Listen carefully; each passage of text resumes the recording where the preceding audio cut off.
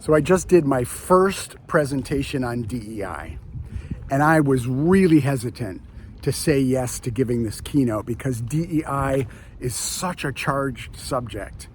And especially as an older, privileged white male, I mean, come on, how can I speak to that?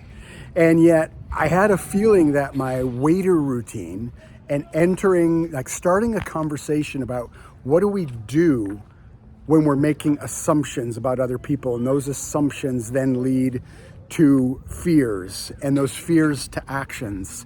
And the waiter routine, I just had a sense would be a really good launch point for having this conversation. And boy, did it ever work.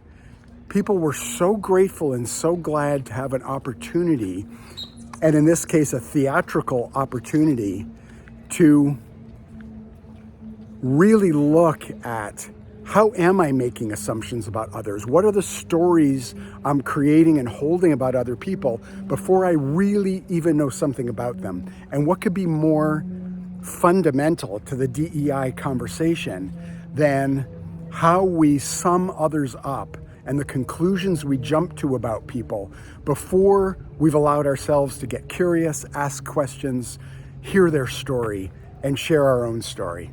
So it just went really, really well.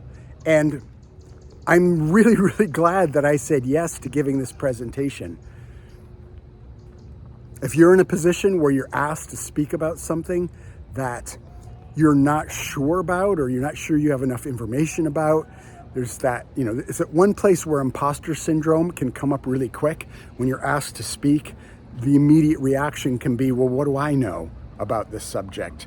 But it's an opportunity, being asked to talk, to educate yourself and to grow into a subject and get yourself excited about what the possibilities are with that particular topic. Like, how can you explore it? How can you be thoughtful about it? How can you create a conversation about the topic?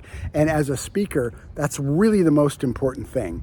You're a conversation facilitator rather than someone who's getting paid or asked just to hold forth on a subject and people just to listen.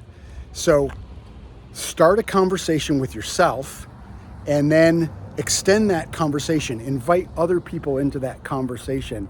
And just by saying yes, if you get invited to speak, I recommend you just say yes and then figure out how to be a real, alive, authentic human being in relationship to that topic, and how you can bring other people into authentic, vulnerable dialogue about the same thing.